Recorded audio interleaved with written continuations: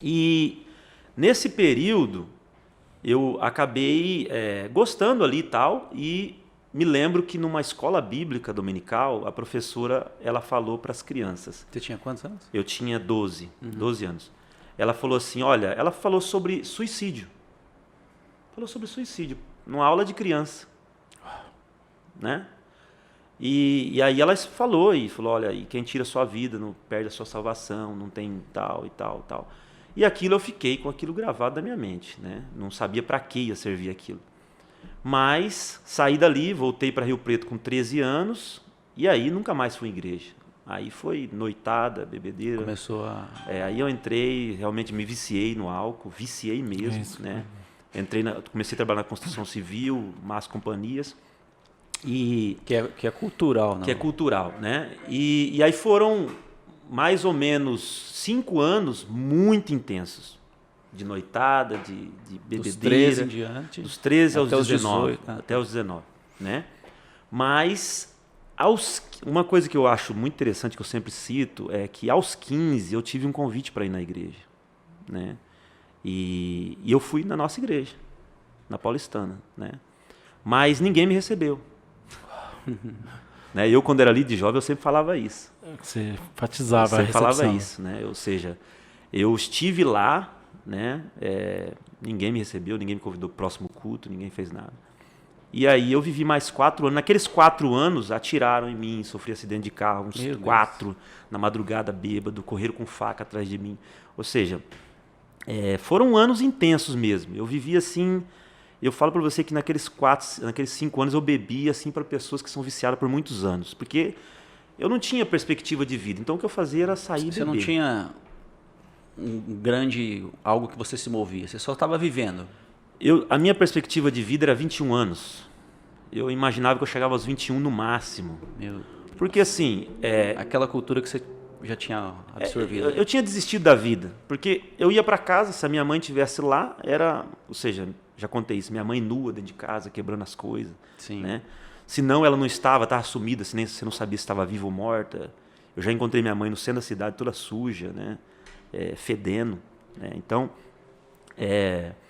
e a casa toda quebrada, nada que você fazia. Ou seja, então eu desisti da vida. Eu não tinha perspectiva nenhuma, entendeu? E quem te convidou para a igreja aos 19? Então, o que aconteceu foi o seguinte, eu cheguei no meu limite.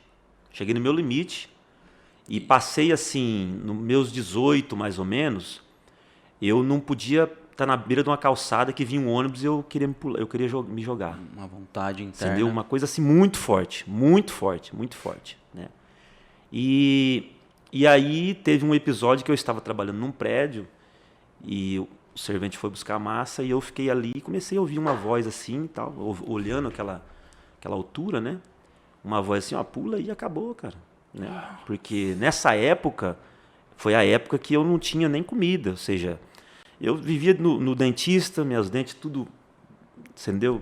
Dolorido, muito estourado toda a boca, muito doente, porque minha imunidade era muito baixa. Sim, né? Noitada, bebedeira, não comia, não me alimentava, né? E eu fiquei mais ou menos uns 6, 7 meses tomando um leite da Salute. Trabalhando no pesado, no sol o dia inteiro, e tomando o leite da Salute na hora do almoço. Era a minha comida, né? E aí a minha mãe até ia na construção, ficava lá sentado o dia inteiro na construção, dizia que tinha pessoas que iam me matar e tal. Então aquilo era muito vergonhoso para mim, sabe? Era muito complicado, né? E para um jovem era um peso muito grande, entendeu? E você não chegou a se envolver com drogas, assim? Não, faltou muito pouco. Eu tinha convicção que era o próximo passo, sim. Você entendeu? Assim, aquela educação que minha mãe deu para nós, no pouco tempo que ela tinha, aquela consciência, serviu muito. Entendeu? A gente trouxe aquilo, por mais que a gente... né? Mas a gente trouxe aquilo, né? Mas era o próximo passo, eu tinha convicção. Sim. Eu tinha convicção disso, né? E então aí eu cheguei assim naquele limite, sabe? Não me alimentava, tomando leite para comer. Depois o pessoal começou, um colega meu trazia uma marmita vazia e cada um colocava um pouco da sua marmita, né? Cada um enchia, colocava um pouco da marmita e me dava. Então assim, eu tive que aprender a lidar com a vergonha, sabe? Por isso que hoje eu não tenho vergonha de mais nada. Se eu precisar de alguém, entendeu? Eu não tenho. Eu não ligo para o que, se eu precisar, tá trabalhando de pedreiro agora, daqui a pouco eu estou no avião voando para outro lugar. Para mim, não tem, o Egivaldo sabe disso. Sim. Entendeu? Eu ia para os Estados Unidos, voltava, estava na construção lá, eu não ligo mais para essas coisas. Não tenho mais, não existe isso, entendeu? Então, eu cheguei, aí eu estava em cima daquele prédio, eu subi no parapeito, sentei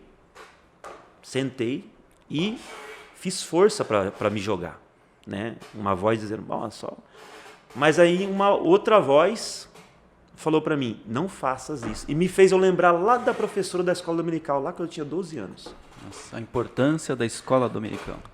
Por isso que eu sempre falei isso, eu não abro mão da escola dominical, porque a escola dominical me salvou. A escola dominical me salvou.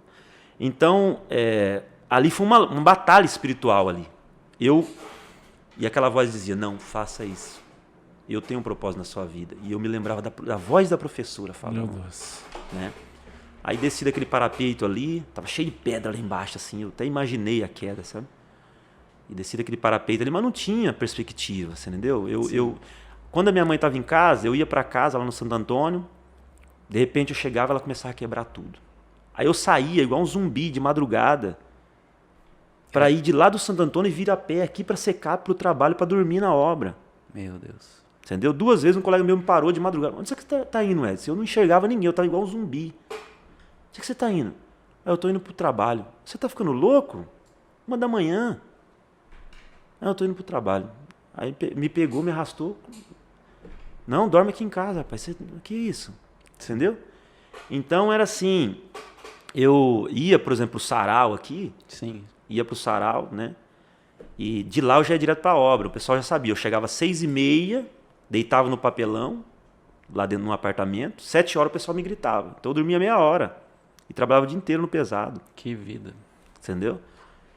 E aí aquilo começou a me angustiar muito, tal, e eu comecei a perder realmente o sabor pela vida. E eu me lembro que um dia eu estava na minha casa, não tinha cama, não tinha nada, né? Eu estava deitado no chão, num colchãozinho assim, bem, até fedido mesmo, bem fedido. Eu deitado no chão, assim, virado para a parede, e minha mãe nas minhas costas, e ela nua, e quebrando tudo, jogando as panelas e tal. E eu, para não ver minha mãe nua, eu me virei para a parede, deitado no chão, com medo dela jogar alguma coisa em mim. Mas eu ali. E ali foi na onde, depois Deus me mostrou que foi na onde eu me rendi. Ali. Naquele momento. Porque eu deitado no chão ali, eu me lembro assim que eu chorei, deixei descer aquela lágrima quente que desceu pelo nariz, né? Aqui assim, que eu estava de lado. Sim. E eu falei, ó Jesus dos crentes, no meu pensamento, né? Se o Senhor tem algo com a minha vida, se o Senhor me quer, o Senhor fala que o Senhor me quer. Porque se o Senhor não me quiser, eu vou dar um fim na minha vida. É a última. Teve a sua experiência, o momento. Não, eu cheguei no limite. Eu falei, se o Senhor não me quiser, eu vou dar um fim na minha vida, né? E daquele momento em diante, eu perdi realmente a graça. Eu saía na madrugada, bebia, ficava ali, tal. E as pessoas me convidavam, às vezes, para ir no culto. O Zad me convidava, o pai do Igor, né, me convidava. O outro irmão da Cristã do Brasil me convidava, o cabeleireiro. E eu nunca dizia, vou. Mas a angústia foi tão grande, assim, a falta de perspectiva, que um dia eu me lembro, eu cheguei, o cabeleireiro me convidou, eu fui numa Cristã do Brasil, fui lá, mas para mim, entrei e saí, tal. Na outra semana eu saía geralmente e chegava às 8 da manhã. Tanto é que quando estava construindo o Santo Antônio, os irmãos estavam trabalhando, eu estava chegando. Os irmãos trabalhando no domingo, fazendo o alicerce, eu estava chegando da rua. Meu Deus. E alguns me conheciam, o Zad me conhecia, né? E a minha mãe morava no fundo do Santo Antônio, a casa do fundo, não tinha muro. Então eu via os irmãos trabalhando, eu chegava e eles estavam trabalhando domingo de manhã. E aí eu comecei a perder realmente essa perspectiva e eu saí um dia, cheguei 8 da manhã, 9 da manhã, deitei e dormi. Eu estava morando na casa de um amigo meu, ou seja, eu morei só na casa dos outros. Sim. Só na casa dos outros. E passando algumas humilhações e tal. E eu me levantei, era 2 da tarde. 2 da tarde, ou seja, passava o efeito do álcool, né? Vinha aquela tristeza de novo. E eu sentei na calçada, sem camisa ali e tal, onde eu morava ali, de short, do lado da mercearia do pai do Igor, né? E a irmã Noêmia ficava sentada assim na porta, né? E eu ali, né, e tal, cabeça baixa ali, meio angustiado e tal. Ou seja, depois de uma noite sim, né, angustiado ali e tal. Aí eu não lembro o que eu falei com ela. Ela falou pra mim assim, você sabe por que você está assim? Eu falei, por quê? Ela falou, porque você não quer Jesus. No dia que você quiser Jesus, a tua vida vai mudar. A mãe do Igor. Do Igor. É. Aí, é por isso que a Noemi chama Noemi, é uma homenagem a ela. Nossa. É. Top. E aí eu falei assim, que dia tem culto na tua igreja, então? Ela falou, quinta-feira. Eu falei, então quinta-feira eu vou lá.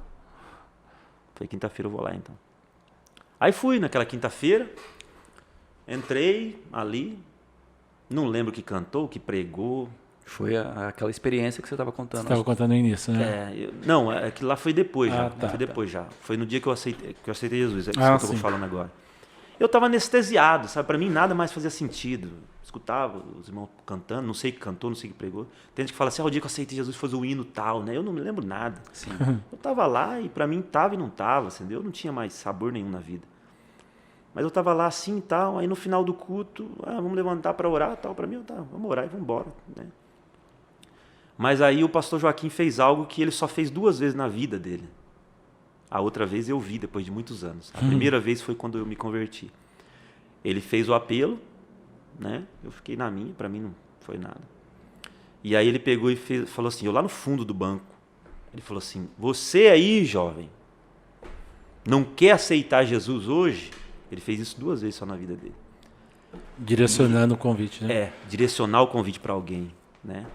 E quando ele fez isso, foi como uma flecha.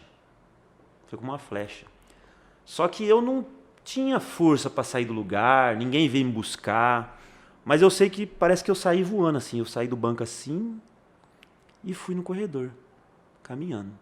E conforme eu fui no corredor caminhando, que eu cheguei no meio do corredor, eu senti como se eu estivesse carregando um saco de cimento nas costas, eu senti como saindo. Eu senti o peso saindo. Eu senti o peso saindo. E quando eu senti o peso saindo, eu rompi em lágrimas. Ou seja, aqueles anos todos de angústia, eu chorei tudo ali. O culto acontecendo, os irmãos começaram a glorificar a Deus e eu fui para frente ali, não sei, eu não fui para frente. A irmã estava no culto? A irmã estava no culto, eu nem vi ela, ou seja, eu não via ninguém mais, porque foi Deus que me levou para frente, eu não tinha força para ir para frente. Eu não decidi ir para frente. Entendeu? Foi aquela palavra que ele foi que me trouxe para frente.